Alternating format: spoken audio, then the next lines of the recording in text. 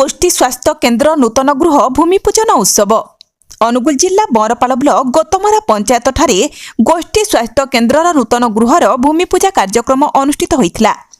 ଏହି ଉତ୍ସବରେ ଅନୁଗୁଳ ମାନ୍ୟବର ବିଧାୟକ ପ୍ରତାପ ଚନ୍ଦ୍ର ପ୍ରଧାନ ମୁଖ୍ୟ ଅତିଥି ଭାବେ ଯୋଗଦେଇ ନୂତନ ଗୃହର ଭୂମିପୂଜନ କରି ଫଲକ ଉଦ୍ଘାଟନ କରିଥିଲେ।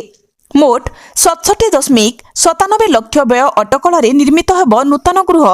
ବରପାଳ ଗୋଷ୍ଠୀ ସ୍ୱାସ୍ଥ୍ୟ କେନ୍ଦ୍ର ଗୃହର ଆବଶ୍ୟକ ଥିବାରୁ 2022 ମସିହା ତତ୍କାଳୀନ ସରକାର ବରପାଳ ଗୋଷ୍ଠୀ କେନ୍ଦ୍ର ପାଇଁ 14 କୋଟି ଟଙ୍କା ମଞ୍ଜୁର କରିଥିଲେ। पीडब्ल्यूडी विभाग यह कार्य करिबारे विलंब करिबारु मुख्य बिल्डिंग काम होई पारि नाही। बीपीएचयू गृह पाई 67.97 लक्ष टंका व्यय निर्मित हेबाकु थिबा गृहर भूमिपूजन अनुष्ठित होइतिला। ଏହି ଉତ୍ସବରେ ଛବି ମୋହନ ସାହୁ, କିଟୁ ପଣ୍ଡା, ନୂଆହାତା ସରପଞ୍ଚ, ବରପାଳ ସରପଞ୍ଚଙ୍କ ସମେତ ବହୁ କର୍ମୀ ଉପସ୍ଥିତ ଥିଲେ। ବିଧାୟକ ସେଠାରୁ କାର୍ଯ୍ୟ ସାରି ଗୋତମରା ଶାଳଗାଡ଼ିଆ ରାସ୍ତା ନିର୍ମାଣର ଶୁଭ ଦେଇଥିଲେ।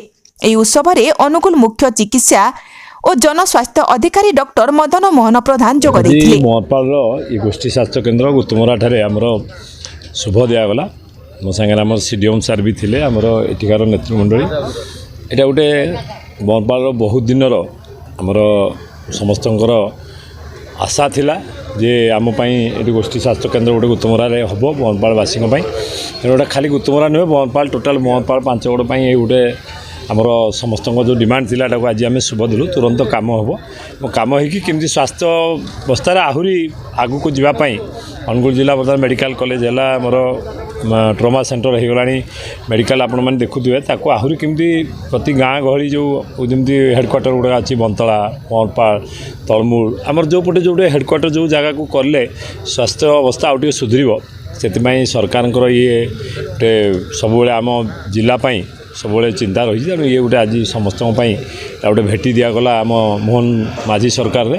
ତେଣୁ ସମସ୍ତଙ୍କୁ ମୋ ତରଫରୁ ଏବଂ ଆମ ଅଞ୍ଚଳବାସୀଙ୍କ ତରଫରୁ ମୁଖ୍ୟମନ୍ତ୍ରୀ ମୋହନ ଚରଣ ମାଝୀ ମହୋଦୟ, ଆମର ସ୍ୱାସ୍ଥ୍ୟମନ୍ତ୍ରୀ ମୁକେଶ ମହାଲିକ ଏବଂ ଆମର କେନ୍ଦ୍ରମନ୍ତ୍ରୀ ଧର୍ମେନ୍ଦ୍ର ପ୍ରଧାନ ମହୋଦୟ ଏବଂ ସମସ୍ତ ନେତୃମଣ୍ଡଳୀ ବିଶେଷ କରି ସାଂସଦ ରୁଦ୍ର ଭାଇଙ୍କି ସମସ୍ତଙ୍କୁ ଧନ୍ୟବାଦ ଦେବି ଯେ ଆମ ବରପାଳ ସ୍ୱାସ୍ଥ୍ୟ ଅବସ୍ଥା ପାଇଁ ବର୍ତ୍ତମାନ ସରକାରଙ୍କର ଆହୁରି ଚିନ୍ତା ଆଗକୁ ବଢ଼ିଲା।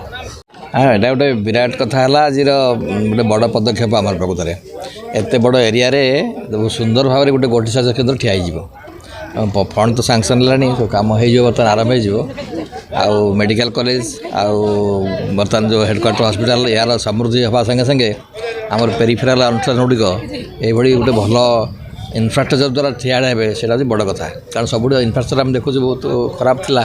एबे यहाँ है गोटे उदाहरण मुझे आगुरी आसती टी कहली गोटे रोड साइड्र आ गोटे छक जगार अच्छे ये गोटे नुआ उदाहरण सृष्टि कर हेल्थ इनफ्रास्ट्रक्चर केते बढ़िया हो पारे।